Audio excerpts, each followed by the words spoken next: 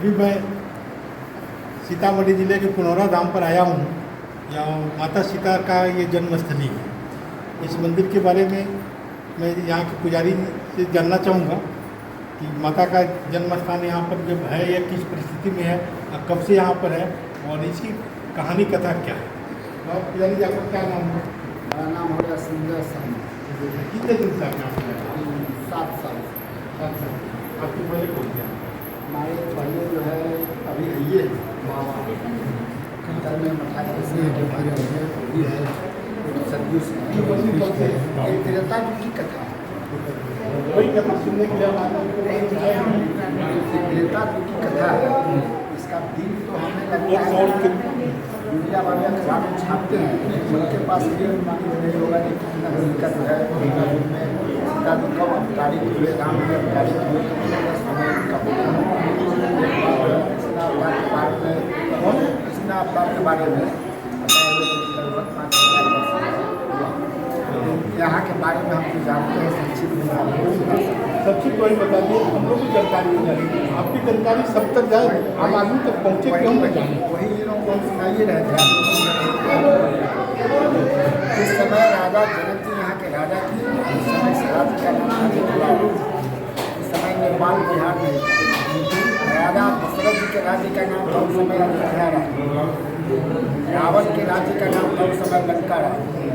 माली के राज्य का नाम था सिंधा रहा। ऐसे ऐसे राज्य बना हुआ। उस समय राजतंत्र थे, राजा बनते थे, उनके बाद उनके पुत्र बनते थे, यानी वंशावली चलता है। राजा जो चाहे वही करेगा, प्रजा का कुछ भरोसा नहीं चलने वाला नहीं। राजा जनक जी, परशुराम जी, बाणासुर, शिव के 4 प्रमुख शिष्य थे। राजा जनक जी, परशुराम जी, बाणासुर, लंकापति। एक बार शिव की सभा लगी जिसमें चारों शिष्य को आमंत्रित किया। उसमें जो है वेद पुराण से शास्त्रार्थ खंड निकला, जिसके दोनों शिष्य आपस में लगे, राजा जनक जी महाराज, लंकापति रावण। शास्त्रार्थ करते करते राजा जनक जी जीत हासिल की, लंकापति रावण जो है पराजित। इस पर शिव जी ने खुश होकर राजा जनक जी महाराज को धनुष देखकर राजा रावण बहुत दुखित हो गया कि हम 200 सिंह काट कर अपना जो है इनका पूजा करते हैं, शिव जी हम पराजित हो गए। राजा जनक जी क्रोधित हो गए, उनके मन में ईर्ष्या हो गया कि राजा जनक से हम इसका बदला जो है लेंगे। वो अपने लंका वापस गए, राजा जनक जी अपने लंका वापस। इसके बाद जो है हर राजा अपने अपने राज्य में कर के रूप में कुछ न कुछ देते हैं। कोई ढंग से देते हैं, कोई बराबर ढंग से टैक्स के रूप में।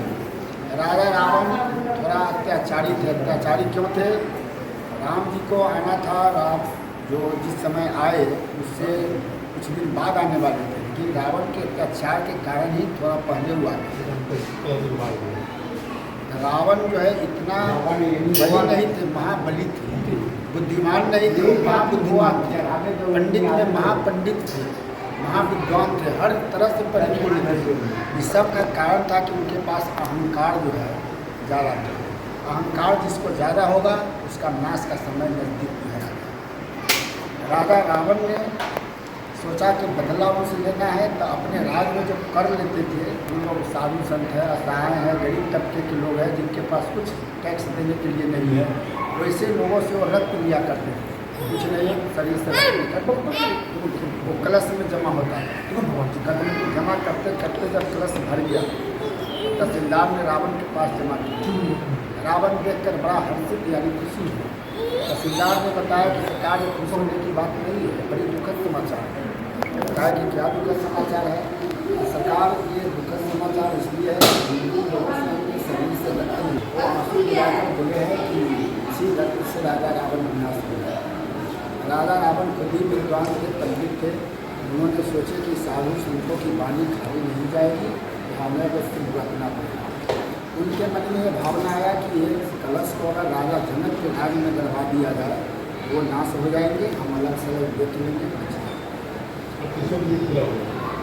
हाँ, पूरा हो जाएगा। इस बार राजा रावण ने सोचे कि इसको कहाँ पर गड़वाया जाए। ये वर्तमान हम लोग जानकी जन्मभूमि पुनौरा धाम पर जहाँ पर खड़े हैं, इसका नाम उस समय पुण्यारण्य वन जंगल था। पुण्य यानी पुण्य होता है, आरण्य से जंगल बन होता है, यानी पुण्य का जंगल बना है।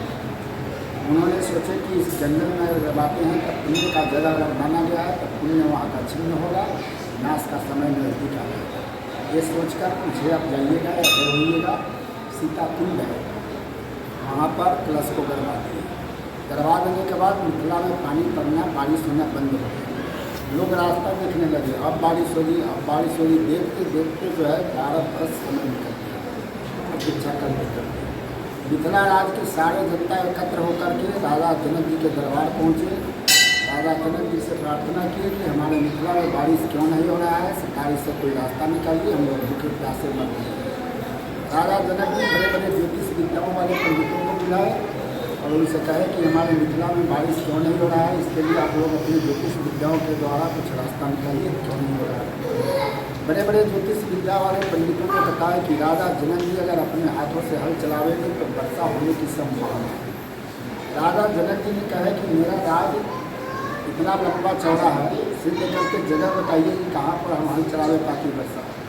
विष्णु पुराण में इसका वर्णन आया है कि उत्तर में हिमालय, दक्षिण में गंगा, पूरब में कोसी नदी, पश्चिम में नारायणी देवी की नदी, 64 कोस चौड़ा, 96 कोस लंबा क्षेत्रफल जो है मिथिला राज्य का समय। उसमें आया कि पुण्यारण्य वन जंगल में अगर हल चलावेंगे वर्षा होने की संभावना है। इस पुण्यारण्य वन जंगल में पौंड्रिक ऋषि भजन करते थे। आज भी हम लोग परिवार में रामलला की स्थापना हुई, वहाँ पर आप इनका क्या योगदान है? यहाँ से हम लोग मंदिर के तरफ से आपसी राय विमर्श में हुए हिंदे या ग्रामवासियों की ओर से यह हुआ कि 2100 बेटी की शादी में हम लोग यहाँ से सनेस बोलते हैं, हार बोलते हैं, उसमें कपड़ा हुआ, सोना हुआ, चांदी हुआ, मिठाई हुआ, फल हुआ, ये सब वगैरह सामान हुआ, ये 2100 दिन यानी भेजेंगे।